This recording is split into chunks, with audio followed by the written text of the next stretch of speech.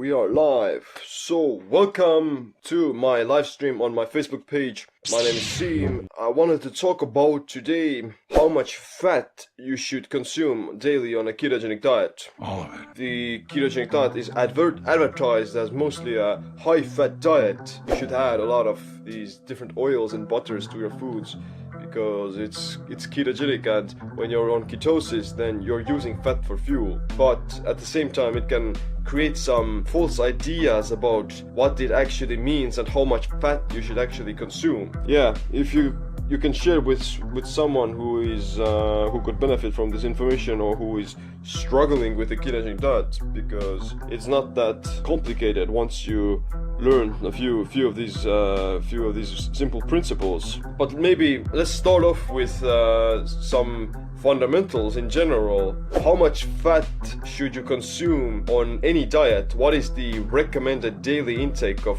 the macronutrient fat? Well, the American Heart Association prescribes that you should stick to around 20 to 30% of your daily fat intake. At the same time, there are some high carbohydrate vegan diets that say that you should limit your fat intake to only 10%. And on the flip side, there's the ketogenic paleo community that says that the majority of calories should come from fat, up to like 60 to 80%. So there is a lot of conflict going on here. Is butter a carb?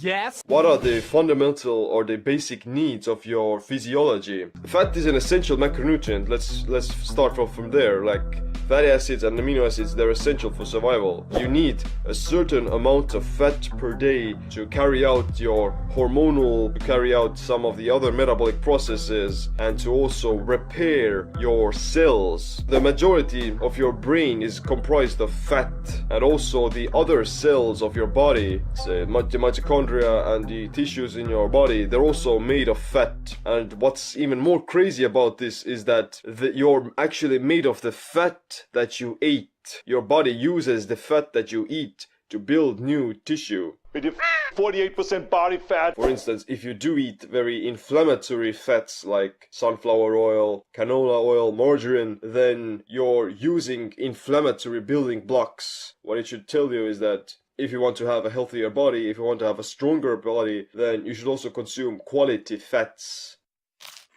I can't believe. I think it may have been real butter. What's the minimal daily recommendation of fat? It's been suggested by the dietary recommendations that your fat intake should contribute to at least 15% of your daily caloric intake. Anything lower than that for longer periods of time, they're gonna lead to some hormonal imbalances and other nutritional deficiencies. So you don't want to be consuming any less than 15% fat on any diet. And on a standard 2000 calorie diet, that would be around 40 to 50 grams per fat per day. But what about the ketogenic diet? The ketogenic diet completely flips the situation. Carbohydrates should be kept around 5 to 10%, protein moderate, somewhere around 20 to 30%, and the rest of your calories should come from fat. But these percentages, they're quite arbitrary.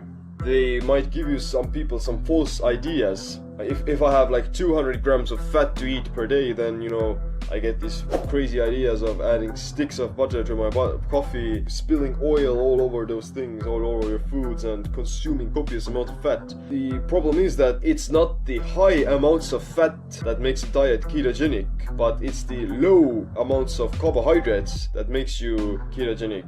You can get actually into ketosis by consuming no fat at all. When you start to fast, then you establish the state of nutritional ketosis quite quickly, even after a few days. The reason why it happens is that you suppress insulin and you lower your blood glucose levels, which will then allow your brain and muscles to actually start utilizing the ketones for energy. So it's not the high amounts of fat that will put you into ketosis, but it's the suppressed level of insulin and glucose. And what it also means is that you don't need to be eating copious amounts of fat to establish ketosis or to maintain it. Wait a minute. At the same time, the fat that you eat, it does serve a purpose, especially on the ketogenic diet, because it is your primary fuel source. When you look at the macronutrients, your protein intake should remain quite stable. You know, you have only a certain amount of protein your body can use per every single day. And when you're on the ketogenic diet, then your carbohydrate intake already needs to be quite low so that you could indeed get into ketosis.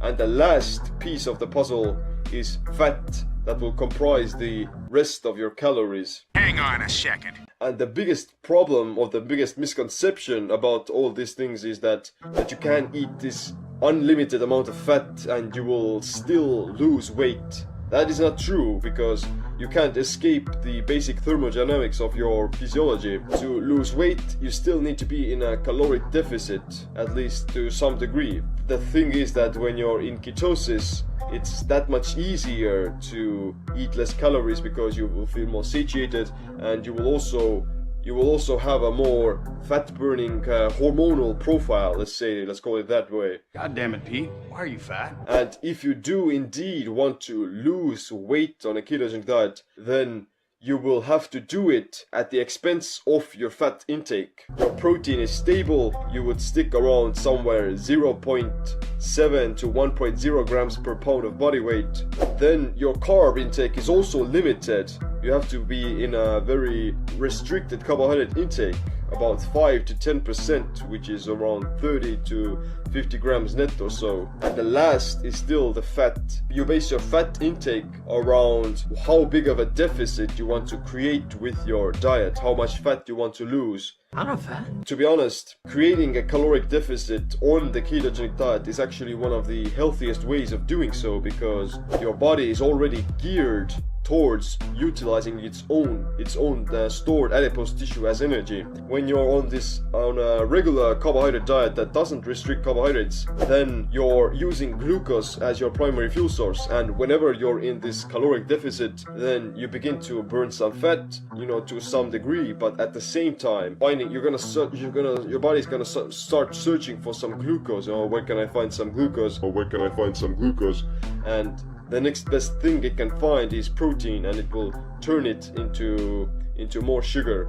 So gluconeogenesis is driven by demand, not by supply, which means that your body will only start to break down its own tissue whenever it feels the need to. And when you're in a caloric deficit on a non-ketogenic diet, then the demand is there. Your body is screaming for energy all the time. And you're gonna break down your own tissue. First time in my life I'm Pissed off! But if you flip the switch and get into ketosis, then the story changes again. You're running on different fuel sources, and you will have access constantly to your adipose tissue. You're like tapped into the source of supply or the source of energy constantly, 24/7. And that will also allow you to create a caloric deficit more easily, and it will be healthier for both your muscles and your overall metabolism. These crash diets, they usually happen only on low-fat diets, where people get so hungry, both physically and mentally, they are basically starving themselves. Okay, that's it for my live stream today. I just wanted to share you the message. Check out my YouTube, I have some podcast episodes that are coming out as well. Thanks for watching, click the like, stay ketotic and stay empowered.